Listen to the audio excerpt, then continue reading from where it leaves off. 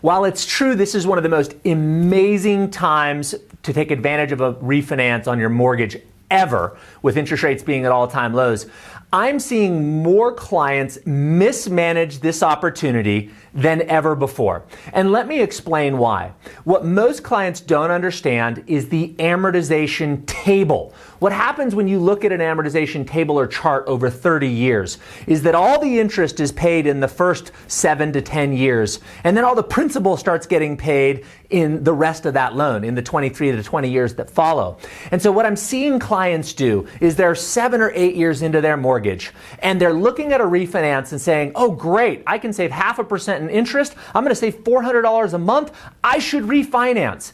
Not the right strategy, because you start over at a 30-year amortization and you start paying all that interest again.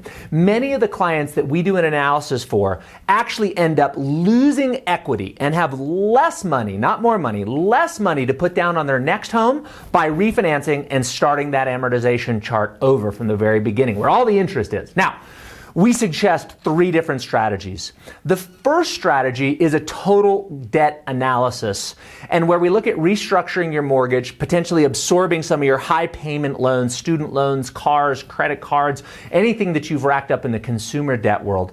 Eliminate that debt and then refocus the money that was going to your student loans, that was going to the credit cards, that was going to the cars, and pay that down towards the new mortgage.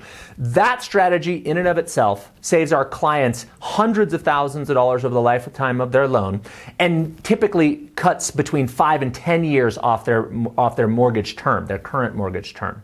The second strategy that we encourage people to look at if they don't have consumer debt is don't start over with a new 30-year loan. Let's look at a 20-year or a 15-year, because again, if I chart for you the total amount of interest you have on your current loan, let's say you're 7 years in, if I chart that 23 years of interest that you have, and I compare that to a new loan with 30 years of interest, even at a lower rate, 9 times out of 10, you're going to pay more interest on that lower interest rate 30-year loan. So we want to drive you to a 15-year, a 20-year if we possibly can. It'll save you a tremendous amount of money.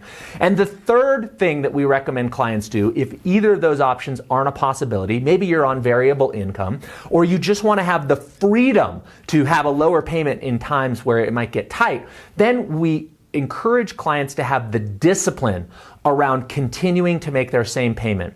We recently had a client who we dropped their interest rate from 4.25% all the way down to the low 3s. In doing so, we saved them about $458 a month, and we showed them that if you just refinance and you pocket those savings, you blow those savings, you're actually going to pay more interest over the life of your loan. However, if you refinance to the lower rate and you keep making your current payment, you're going to cut 9 years off the term of your loan. It's extremely powerful.